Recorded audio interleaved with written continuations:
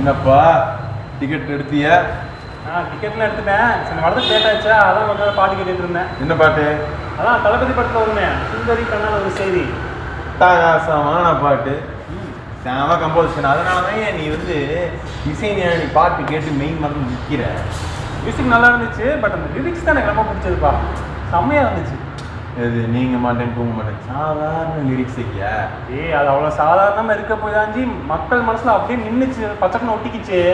சாதாரண லிரிக்ஸ் எப்பா தலைவர் பண்ண ஆர்கெஸ்ட்ரைசேஷன்ல அது நேஷனல் அவார்டே ஜெயிச்சிச்சு. அவ்வளவு ஏன் மஞ்சுமெல் பாய்ஸ் பாரு. ஆமா, அந்த பாட்டு எப்படி அந்த கண்மணி அன்போடு காலன்னு வரும்போது தேட்டர் வெடிக்கலையா? அதுக்காக மட்டும் வெடிக்கல.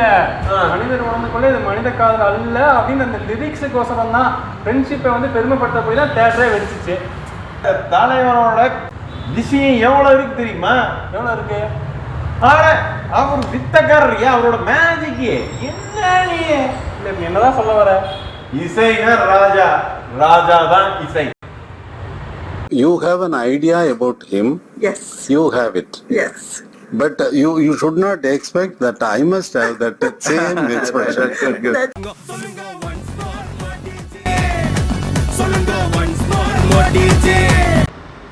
மணியா நான் சொல்லுங்கண்ணா. இவனுங்க நம்ம ஆளுங்க தானே? ஆமாங்க, நம்ம ஆளுங்க தாங்க. செட்டப்பெல்லாம் கரெக்டாக இருக்குமில்ல? இருக்குங்க. எவனும் படிக்கணும் இல்லை. இல்லை படிக்காத இல்லைங்க, நம்ம ஆளுங்க தாங்க. எவனு நம்மளை எதுவும் கேள்வி கேட்டக்கூடாது. எல்லாம் பக்காவாக பார்த்துட்டேன், எவனும் கேள்வி கேட்க மாட்டாங்க. பார்த்து சரி. அதாவது கண்ணுங்களா, கையை வீசிட்டு ஒருத்தன் வருவான், ஓட்டு போடுன்னு கேட்பான். அவனுக்கெல்லாம் ஓட்டு போட்டேன்னு வச்சுக்க, பாவம் 1.5 கேட்டு இருக்கிறதே வெறும் 2 அருமை தான். அதுலேயும் ஒன்றா அவன் ஓட்டிட்டு போயிடுவான். சூதானமாக பொழைச்சிக்கு சாமி, எனக்கே ஓட்ட போடு. என்னங்கண்ணா பிரச்சாரத்துக்கு வந்துருக்குறீங்க, ஆனால் 10 வருஷமாக ஆட்சியில் இல்லாதவனை பற்றியே பேசிகிட்டு இருக்கிறீங்களாண்ணா? நீங்கள் இது வரைக்கும் என்ன நல்லது செஞ்சுருக்கிறீங்க, இதுக்கப்புறம் என்ன செய்ய போகிறீங்க அப்படின்னு ஏதாவது பேசுறதுக்கு வச்சுருக்கிறீங்க? அவனே அண்ணா ஏன்னா படிக்காதவனுங்க தான் கூட்டத்தில் இருக்கானுங்கன்னா அவனே எக்கத்தாலும் பேசுகிறேன். அது தெக்க ஒரு 4 பேர் வேலைக்கு போகிறானுங்கண்ணா, அங்கே போய் ஏதாவது படிச்சு போட்டு வந்து நம்மகிட்ட ரவுஸ் விட்றானுங்கண்ணா. பார்த்துக்கிறேன், என்னன்னு பார்த்துட்றேண்ணா, நான் பார்த்துட்றேண்ணா. அப்புறமா அவனை மார்க் பண்ணி வையே. சரிங்கண்ணா. பூச்சாண்டி அடிச்சுட்டான், நம்ம ஆளுங்க 4 பேர் தூட்டு அடிச்சு போட்டு. சரிங்கண்ணா, பண்ணி. அட ஏன் கண்ணுக்கு கவலைப்படுற? உன்ற எல்லா சங்கடத்தையும் கேட்கறதுக்கு தானே வீதிக்கு 4 கோயில் கட்டி வச்சிருக்கேன். நானும் உன்னைய மாதிரி மனுஷன் தான் கண்ணு.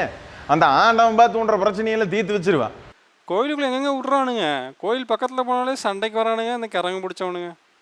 ஆடா என்ன கண்ணு புரியாதவனா இருக்க? கோபுர தரிசனம் கோடி புண்ணியம். வேலையை நின்று 2 கை தலைக்கு மேலே வச்சு பெரிய கும்பிடா ஓட்டு போயிரு, எல்லாம் மேலே இருக்கிறவன் பார்த்துக்குவான். हमारा तो कोई मंदिर है नहीं, उनके मंदिर है, उनमें जाते कभी कभी यार काम पड़ता है, बाहर से दर्शन करके आ जाते. அப்புறம் வருண், மணிப்பூரோட இஷ்யூ பற்றி நீ பார்த்துருப்ப. எதனால தான் அந்த இஷ்யூ வருது, என்ன தான் பிரச்சனை அங்கே, என்ன நடக்குது அங்கே அப்படின்ற விஷயத்த நீ கொஞ்சம் தெளிவாக நம்ம ஆடியன்ஸுக்கு சொல்லிவிடு. அதாவது என்னென்னா, இப்போ கலோக்கியெல்லாம் சொல்லணும் அப்படின்னா, மணிப்பூரில் வந்து இப்போ எப்படி நமக்கு மேட்டுப்பாளையம், ஊட்டி ஒரு பிளெயினான ஏரியா, ஒரு ஹில்லியான ஏரியா. ஸோ அந்த மாதிரி அங்கே ஏரியாவில் மக்கள் வந்து வசிக்கிறாங்க. அவங்க கவர்மெண்ட் வந்து அவங்களுடைய எம்பவர்மெண்ட்டுக்காக சில விஷயங்கள் ஆஃபர் பண்ணுறாங்க. அதில் ஒன்று வந்து ஸ்கெட்யூல் ட்ரைப் அப்படிங்கிற அந்த ஒரு அங்கீகாரம். ஓகே, அதை வந்து சில பேர் சரியாக புரிஞ்சுக்கல, சில பேர் அதோடைய மகத்துவம் என்ன அப்படின்னு தெரிஞ்சிருந்தாங்க.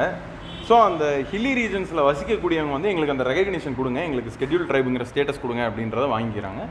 பிளைன்ஸில் இருக்கவங்க அது வேண்டான்னு நிராகரிச்சிடறாங்க. So 30 years down the line என்ன ஆயிடுது அப்படின்னா, அந்த ஹில்லி ஏரியாஸ் மக்களுக்கு அவங்களுக்கு கிடைக்கக்கூடிய வேலைவாய்ப்பு, அவங்களுக்கு கிடைக்கக்கூடிய அந்த ஆப்பர்ச்சுனிட்டிஸ் அப்படிங்கிறது வந்து ஆப்வியஸாக அந்த பிளைன்ஸில் இருக்கவங்கள விட அதிகமாகிடுது. இது வந்து காலப்போக்கில் ஒரு ரிஃப்டை ஏற்படுத்துது. இதுக்கப்புறம் என்ன ஆகுது, அந்த பிளைன்ஸில் வாழ்கிறவங்க வந்து சுப்ரீம் கோர்ட்டை அணுகுறாங்க, எங்களுக்கும் அந்த அந்தஸ்து கொடுங்க அப்படின்னு. கவர்மெண்ட் வந்து அதை வந்து நிராகரிக்குது. நீங்கள் வந்து இதை சரியாக புரிஞ்சுக்காமல் நீங்கள் அன்றைக்கி வந்து நிராகரிச்சிட்டீங்க அப்படிங்கிற மாதிரி அவங்க வந்து பழைய விஷயங்களெல்லாம் சைட்டேஷன் பண்ணுறாங்க, அவங்களுக்கு அந்த டினை பண்ணுறாங்க.